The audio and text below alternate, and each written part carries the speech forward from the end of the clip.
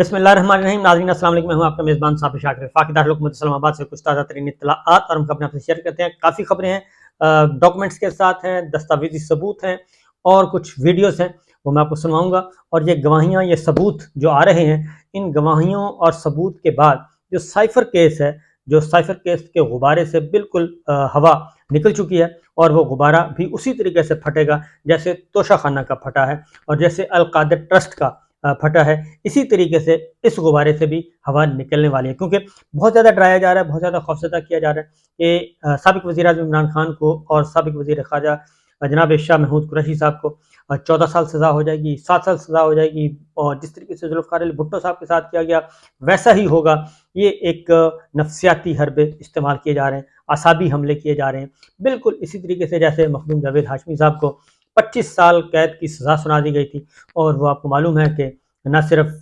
बाहर भी आए, बरी-उज़्ज़िमा भी करार पाए और अभी भी ज़िंदगी गुजार रहे हैं। तो इसी तरीके से ये डराया बहुत जाता है। नवाज शरीफ साहब पे तैयारा हाईजैकिंग केस डाला गया था, वो भी आप देख लें कि उसके बाद 2 दफ़ा वज़ीर-ए-आज़म बन चुके हैं। ये सारे मामलात अपनी जगह पे चल रहे हैं और सारे मामलात आगे बढ़ रहे हैं, लेकिन इमरान खान साहब पे अब जो फोकस है वो है इमरान खान, क्योंकि सबसे ज़्यादा पॉपुलर लीडर इमरान खान है, सबसे ज़्यादा मकबूल जमात पाकिस्तान तहरीक इंसाफ है। अब कुछ गवाहियाँ आई हैं और चूँकि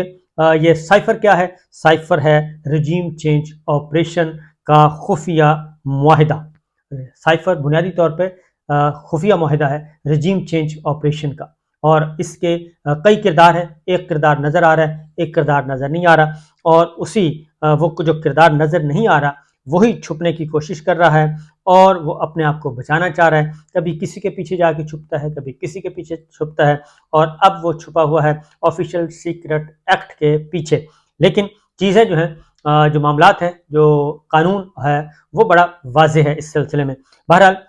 उस पर जाने से पहले ज़रा मरीम साहिबा का हाल पूछ लेते हैं कि उनका क्या हाल है और मुस्लिम लीग नवाज़ का क्या हाल है। उन्होंने पहला जलसा किया और उनका जो बयानिया था एहतसाब करने का, जनरल बाजवा का, जनरल फैज़ का, जस्टिस एजाज लहसन साहब का, जस्टिस साकिब निसार साहब का, जस्टिस आसिफ सईद खोसा साहब का,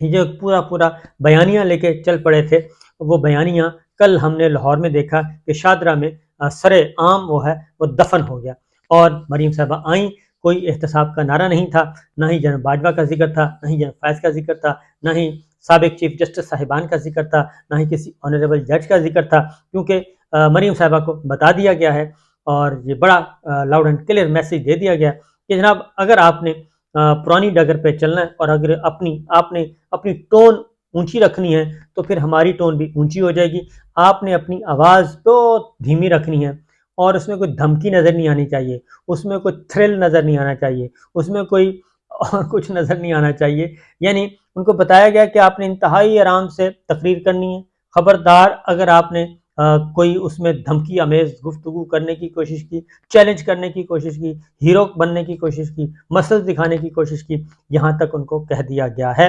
लिहाजा कल की तकरीर हमने देखी और उसमें बड़ा ही इंपॉर्टेंट फिगर नज़र आया कि 969 अफराद जो हैं उन्होंने जिक्र किया, लेकिन सबसे ज़्यादा अच्छा था जो है रज़ा भाई का था। उन्होंने कहा कि नहीं, लाहौर जैम पैक था और लोगों का जमे गफ़ीर था और मिलियंस के करीब लोग वहाँ पे आए हुए थे और उसके बाद आँख खुल गई। बहरहाल ये जो है असल ज़मीनी हक़ाइक़ यही हैं कि ज़मीन पे कोई हमायत हासिल नहीं है इन लोगों को, जो ये समझते हैं कि वो आएंगे और आके सारा कुछ अपने कंट्रोल में ले लेंगे। यानी अभी एक हल्के का इलेक्शन इज्तिमा था, जलसा था और उसकी एक हफ़्ता पहले से तैयारी की गई और उस एक हफ़्ते की तैयारी में 969 अफराद ने शिरकत की। तो ये है ग्राउंड रियलिटी, ज़मीनी हक़ाइक़, जिसके बाद आंखें खुल जानी चाहिए बहुत अच्छी तरह। अब आते हैं, ज़रा आपको सुनवाते हैं साइफर का मामला। पहले इमरान खान साहब की तरफ चलते हैं, क्योंकि उनको काल कोठड़ी से डराया जा रहा है, मौत की जो कोठड़ी होती है उसमें रख के डराया जा रहा है और उनको तंग किया जा रहा है, इस तरह की बातें की जा रही हैं। लेकिन हकीकत क्या है, साइफर केस की कितनी हकीकत है, उसमें कितनी जान है, कितनी वर्थ है, ये है। और उसमें फंसेगा कौन, असल मसला ये है। इमरान खान साहब दरमियान में से निकल आएंगे और शाह महमूद कुरैशी साहब भी निकल आएंगे, फंसना किसी और ने है और ये सारा साजो सामान अल्टीमेटली उसके गले में डालना पड़ेगा اگر بچ نکلنا ہے تو۔ اب ذرا سنیے، سینیٹر مشتاق صاحب ہیں، جماعت اسلامی کے ہیں، انہوں نے ڈان میں ایک گفتگو کی ہے، ڈان ٹی وی میں بیٹھ کے، تو وہ گفتگو سن لیں، 2 پیس ہیں، جس سے کے بعد آپ کو اندازہ ہوگا کہ یہ رجیم چینج آپریشن کیسے ہوا اور اس کے بعد سائفر کا اس سے کیا تعلق ہے، ذرا سنیے۔ اس میں شک نہیں ہے کہ جو طریقہ کار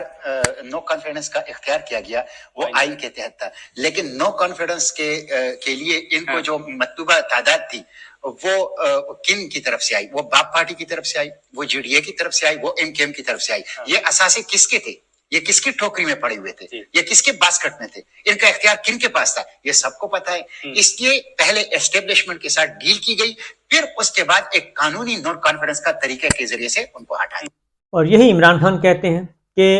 آخر وہ کون تھا جو بتا رہا تھا کہ تحریک عدم اعتماد آنے والی ہے جبکہ ابھی آئی نہیں تھی، اور وہ کون تھا جو بتا رہا تھا کہ اگر تحریک عدم اعتماد کامیاب ہو گئی تو آپ کو معاف کر دیا جائے گا، اور اگر تحریک عدم اعتماد ناکام ہوئی تو آپ کو سزا سنائی جائے گی۔ تو یہ سینیٹر مشتاق صاحب بتا رہے تھے کہ جناب یہ کس طریقے سے سارے کا سارا پلان کیا گیا، پہلے ڈیل کی گئی اور اس کے بعد پھر تحریک عدم اعتماد قانونی شکل ایک اختیار کرنے کی کوشش کی گئی، اور پھر اس کے نمبرز کیسے پورے کیے وہ بھی بتا دیے۔ اب اس سے اگلا جو ساٹ ہے وہ اس سے بھی زیادہ امپورٹنٹ ہے، اور انہوں نے ایک اور معاملہ ڈسکلوز کیا ہے، ایک اور گواہی دی ہے، اور یہ پاکستان تحریک انصاف نہیں بول رہی، یہ مسلم لیگ نواز نہیں، یہ پاکستان پیپلز پارٹی نہیں، یہ مولانا فضل الرحمان صاحب نہیں، یا کوئی اور نہیں، بلکہ یہ جماعت اسلامی وہ بول رہی ہے، اور انہوں نے ایک اہم ترین انکشاف کیا ہے، ریکارڈ پہ لے کے آئے ہیں، ذرا سنیے کہ وہ کیا فرماتے ہیں۔ وہ ایکسٹینشن تھی، اس پہ اوپر صرف میری ترامیم تھی، وہ ترامیم اسٹینڈنگ کمیٹی میں بھی تھی، وہ ترامیم فلور آف دا ہاؤس پہ بھی تھی، اور فیض نے بھی رابطے کیے، اور مجھے کہا گیا، لیکن میں نے کہا کہ نہیں، یہ میرا اصولی سٹینڈ ہے، میری پارٹی کا سٹینڈ ہے، اور میں اس پہ قائم رہوں گا۔ دیکھیں اس وقت مجھے مسلم لیگ نون کے اور پیپلز پارٹی کے بڑی لیڈرشپ نے بتایا کہ عمران خان نے آفر کی تھی اس وقت کے آرمی چیف کو کہ میں آپ کو ایکسٹینشن دلا دوں گا، وہ ناکام ہو گیا۔ ہم نے اپنے سینے پہ ہاتھ رکھ لیا کہ ہم یہ کام کر سکتے ہیں، ہم ان سے زیادہ آپ کے لیے پروڈکٹیو ثابت ہو سکتے ہیں، تو اس لیے ہم جو ہیں اب یہ کام کرنے جا رہے ہیں۔ لیکن میں نے ان سے کہا کہ آپ کو پتہ ہے کہ اس کے نتیجے میں آپ اپنا اصولی موقف لوز کر چکے ہیں، آپ اپنا اصولی سٹینڈ ضائع کر چکے ہیں۔ پی پی اور نون نے تو انہوں نے صرف اسٹیبلشمنٹ کی خوشنودی اور مستقبل میں اقتدار کے لیے اپنے راستہ ہموار کرنے کے لیے یہ کام کیا ہے۔ 3 باتیں کی ہیں سینیٹر مشتاق صاحب نے کہ عمران خان صاحب پیپلز پارٹی اور مسلم لیگ نواز نے بتایا کہ ایکسٹینشن لینا چاہتے تھے باجوہ صاحب عمران خان صاحب سے، عمران خان صاحب ایکسٹینشن دینے میں ناکام ہو چکے ہیں، یعنی قانون سازی کرنی ہے، قانون سازی کے لیے ضروری ہے کہ سارے جماعتیں مل کے کچھ کریں، تو لہٰذا ہم نے اپنے سینے پہ ہاتھ رکھ کے کہا ہے مسلم لیگ نواز اور پیپلز پارٹی نے کہ جناب ہم یہ کام کرتے ہیں، یہ واضح طور پہ یہ آیا ہے، اور انہوں نے کہا کہ پاکستان پیپلز پارٹی نے، مسلم لیگ نواز نے اور جنرل فیض صاحب نے ہم سے رابطہ کیا تھا، وہ جب باجوہ صاحب کو توسیع دی جا رہی تھی اور وہ قانون سازی کرنی تھی، تو یہ ہے اصل معاملہ، اصل گواہی۔ تو اس سے بڑی گواہی اور کیا ہو سکتی ہے کہ جناب یہ کیا کیا ہو رہا تھا، اور باقاعدہ سب کچھ ایک اوپن سیکرٹ ہے یہ کہ یہ سارا کچھ ایک ڈیل کے تحت ہو رہا تھا، اور ایکسٹینشن سے معاملہ شروع ہوا تھا، اور پھر یہی چیزیں جو ہمارے پاس خبریں آ رہی ہیں اور اس وقت سے آ رہی تھیں، محترمہ مریم صاحبہ نے کہا تھا، جو خواجہ صاحب کہتے ہیں کہ جناب مجھے اپریل 21 میں آفر ہوئی، تو 20 میں ہوئی اور پھر 21 میں ہوئی، اسی طریقے سے مریم صاحبہ بھی کہہ رہی ہیں کہ زرداری صاحب ہمارے پاس آئے تھے کہ آؤ پنجاب کا ہم ووٹ آف نو کانفیڈنس لے کے آتے ہیں اور بزدار صاحب کو فارغ کرتے ہیں، اور اس وقت یہ ڈیبیٹ چلی، لیکن مسلم لیگ نواز نے کہا کہ نہیں، ہمیں بزدار قبول ہے، اور بزدار کمزور وزیر اعلیٰ ہے، اور اگر اس کو ہٹایا تو ظاہر ہے جو وزیر اعلیٰ لانا چاہتے ہیں تو وہ ان کی مرضی کا تو ہوگا نہیں، وہ کولیشن گورنمنٹ ہوگی، تو اس لیے اس وقت یہ نہیں مانے تھے، پنجاب اس وقت لینے کے موڈ میں نہیں تھے، یہ تو پھر بعد میں ان کو خیال آیا۔ اب ایک اور سنواتا ہوں جی سائفر کا معاملہ، کہ سائفر کا غبارہ کہاں پھٹنے والا ہے۔ چودھری اعتزاز احسن صاحب سینئر موسٹ قانون دان، ان کی ذرا میں آپ کو گفتگو سنواتا ہوں۔ جو فی الوقت وزیر اعظم ہو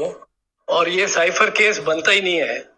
ایک آدمی جس کے خلاف یہ سائفر کیس نہیں بن سکتا وہ وقت کا وزیر اعظم ہے۔ جی جو فی الوقت وزیر اعظم ہو اور وہ کسی دستاویز کو جو کلاسیفائیڈ ہے یا سائفر کی شکل میں ہے اس کو ڈی کلاسیفائی کرے یا ڈی سائفر کرے لوگوں کو دکھا دے، وہ اس کی آئینی اعتبار سے، آئین میں یہ لکھا ہے، وہ حلف اس بات کا لیتا ہے کہ وہ اس کا اختیار ہے، اور وہ اگر نیسیسری ہوا، ضروری ہوا، تو وہ بالکل اس کو پبلک کر سکتا ہے، ڈیسائفر کر سکتا ہے، ڈی کلاسیفائی کر سکتا ہے، اور وہ ہے وزیر اعظم واحد جس کے حلف میں یہ لکھا ہے، یا چیف منسٹر اپنی حد تک اور وزیر اعظم اپنی حد تک، اور تمام وفاقی وزراء اور صوبائی وزراء، پر سب سے ان میں جو اعلیٰ مرتبت ہے وہ وزیر اعظم ہے۔ اس کو کس معاملے کی پہ سزا دے سکتے ہیں یا ٹرائل کر سکتے ہیں اس کا، جب اس پہ یہ وہ اس کا اختیار ہے کہ وہ جس ڈاکومنٹ کو ڈی کلاسیفائی کرنا چاہے، جو اس کے نظر میں آئے، جو اس کی مطالعے سے گزرے، وہ کر سکتا ہے۔ یہ آپ نے ممتاز قانوندان چودھری ارتضیٰ جہاں صاحب کی گفتگو سن لی کہ یہ واحد authority prime minister of Pakistan ہے جو مرکز کی حد تک اگر کوئی چیز اس کے سامنے آتی ہے، اگر وہ سمجھتا ہے کہ اس کو ڈی کلاسیفائی کرنا ہے، اس کو پبلک کو بتانا ضروری ہے، کابینہ کو بتانا ضروری ہے، تو وہ بتا سکتا ہے اور وہ ڈی کلاسیفائی کر سکتا ہے۔ اور یہی کچھ عمران خان صاحب نے کیا، کابینہ کے آخری اجلاس میں کیا، اور انہوں نے لمیٹڈ ڈی کلاسیفائی کیا اس پیپر کو پہنچایا چیف جسٹس آف پاکستان تک، صدر مملکت تک، آرمی چیف تک، D G I S I تک، اسپیکر قومی اسمبلی تک، چیئرمین سینٹ تک، اور کچھ جرنلسٹوں کو بھی انہوں نے بتایا کہ جناب یہ ہے معاملہ، یہ ہے حقیقت، تو اس لیے یہ ساری چیزیں ہو رہی ہیں۔ تو چودھری ارتضیٰ صاحب بھی کہتے ہیں کہ بھائی جو اتھارٹی، واحد اتھارٹی اگر آئین پاکستان کے تحت ہے تو وہ تو عمران خان صاحب پرائم منسٹر آف پاکستان ہے، کوئی بھی ہو پرائم منسٹر وہ ہے، تو ان کو سزا کیسے سنائی جا سکتی ہے، ان پہ الزام کیسے عائد کیا جا سکتا ہے، اور اسی طریقے سے وزیر خارجہ پہ کیسے عائد کیا جا سکتا ہے۔ اور اب تک جو سٹیٹمنٹس انہوں نے ریکارڈ کیے، اعظم خان صاحب 7 دن، پتہ نہیں 15 دن بلکہ لاپتہ رہے تھے، اور لاپتہ رہے، مسنگ پرسن میں تھے، ان کی بازیابی کے لیے رٹ ہائی کورٹ میں تھی، اور پھر اچانک ان کو چھوڑ دیا گیا، اور پھر ایک پیپر جو ہے وہ لائک مائنڈڈ واٹس ایپ کے ذریعے پہنچایا گیا کہ جناب یہ انہوں نے بیان ریکارڈ کروا دیا، جب تک کہ اوپن کورٹ میں وہ خود نہ آئیں۔ اس لیے پھر اسد مجید صاحب کو انہوں نے کلٹیویٹ کرنے کی کوشش کی تھی، وہ کلٹیویٹ نہیں ہوئے تھے، انہوں نے کہا تھا کہ یہ ہے، اس سے پہلے کہا جاتا تھا کہ سائفر تو ہے ہی نہیں کچھ، یہ تو فراڈ ہے، یہ جھوٹ بولا جا رہا ہے، اور بہت سارے لوگوں نے دعویٰ کیا تھا ہم اپنا پروفیشن چھوڑ دیں گے، اور اس کے بعد یہ بھی پتہ چلا کہ سائفر کا رنگ پیلا ہوتا ہے اور صحافت بھی زرد ہوتی ہے، تو یہ بھی چیزیں ہوتی ہیں، سامنے آتی ہیں۔ تو بہرحال انتظار کیجئے، دیکھتے رہیے۔ عمران خان صاحب اسی لیے بار بار وہ کہہ رہے ہیں کہ جناب تشریف لائیں اور اوپن کورٹ میں اس کا لے کے آئیں، ٹرائل کرائیں اور شروع کریں، ہم بھی کچھ بتائیں گے کہ ہمارے پاس کیا کیا ہے۔ تو دیکھیے جناب کیا ہوتا ہے، دلچسپ مرحلے ہیں، اور ایک طرف نواز شریف صاحب کو اور ان کو فیسیلیٹیٹ کیا جا رہا ہے، اور دوسری جانب جو موجود ہیں لوگ جو کہ بالکل کلیئر ہیں، اور جو واقعتاً جو قومی سلامتی کے جنہوں نے امانتوں میں خیانت نہیں کی، وہ زیر عتاب ہیں، اور ان پہ کوئی اور الزام نہیں بن پڑا، تو آفیشل سیکرٹ ایکٹ لگا دیا گیا، اور وہ آفیشل سیکرٹ ایکٹ جس پہ صدر مملکت نے دستخط بھی نہیں کیے، اور انہوں نے کہا تھا کہ یہ میں ریجیکٹ کرتا ہوں، یہ واپس بھیجتا ہوں، تو پھر وہ کون تھا ایوان صدر میں جس نے یہ سارا کچھ کیا، اور پھر اسی نگراں حکومت نے اس کا گزٹ نوٹیفیکیشن بھی جاری کر دیا۔ اس لیے جناب بہت ساری چیزیں ہیں، اس سارے معاملے میں بہت سارے راز پنہاں ہیں۔ اجازت دیجیے، اللہ حافظ۔